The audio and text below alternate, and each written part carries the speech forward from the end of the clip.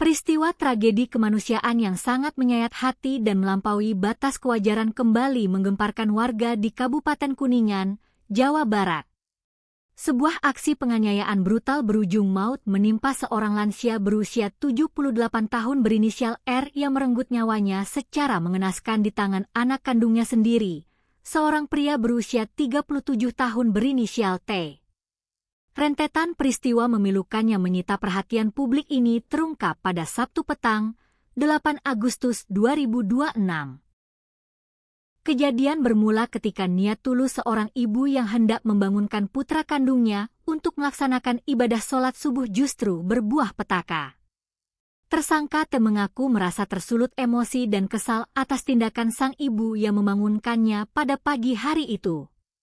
Tanpa mampu mengendalikan emosi yang memuncak, tersangka lantas meraih sebilah palu besi yang berada di dekatnya.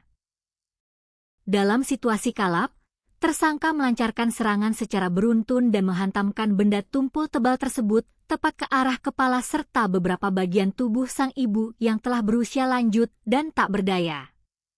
Hantaman keras menggunakan palu tersebut membuat korban seketika tersungkur bersimbah darah di lantai rumah.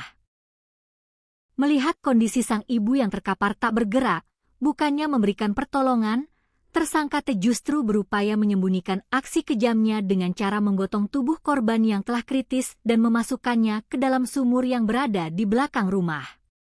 Awal mula terungkapnya insiden berdarah ini bermula dari kepanikan anggota keluarga lainnya pada Sabtu pagi sekitar pukul 5 waktu Indonesia Barat.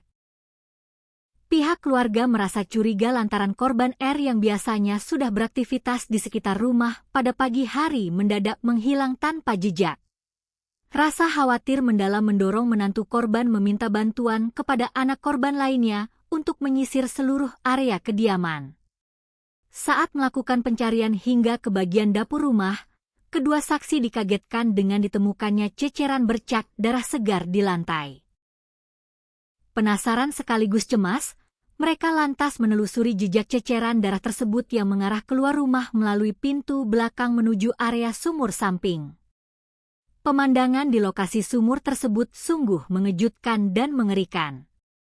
Kedua saksi mendapati tubuh korban R sudah berada di dasar sumur dalam kondisi posisi tubuh terbalik atau terjungkal, dengan bagian kepala tenggelam di bawah air sementara kedua kakinya mengapung di permukaan. Korban dinyatakan sudah meninggal dunia di lokasi kejadian akibat luka berat di kepala dan tenggelam. Usai melancarkan tindakan kejamnya, tersangka T langsung melarikan diri meninggalkan tempat kejadian perkara menuju rumah istrinya yang berada di wilayah Kabupaten Brebes, Jawa Tengah. Berbekal keterangan para saksi kunci dan jejak pelarian, tim Buser Satreskrim Polres Kuningan bergerak cepat melakukan pengejaran lintas wilayah. Kurang dari 24 jam sejak jasad korban ditemukan, petugas kepolisian berhasil meringkus tersangka T di tempat persembunyiannya di Brebes tanpa adanya perlawanan. Dari tangan tersangka, petugas mengamankan sejumlah barang bukti penting, termasuk palu tebal yang digunakan untuk menganiaya korban serta pakaian milik korban yang bernoda darah.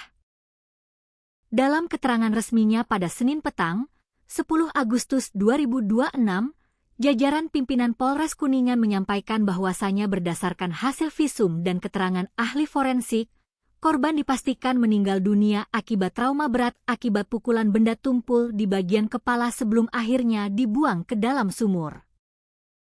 Menanggapi spekulasi mengenai kemungkinan adanya gangguan kesehatan mental yang diderita tersangka T, pihak kepolisian menegaskan bahwasanya hingga kini belum ditemukan bukti atau rekam medis resmi yang menunjukkan tersangka mengalami gangguan jiwa.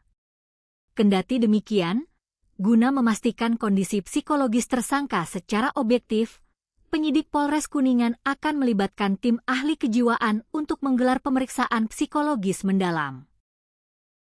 Atas perbuatan biadab yang merenggut nyawa ibu kandungnya sendiri, penyidik menindak tegas tersangka T dengan menerapkan pasal 458 ayat 1 dan ayat 2 Kitab Undang-Undang Hukum Pidana dengan ancaman hukuman maksimal 15 tahun penjara.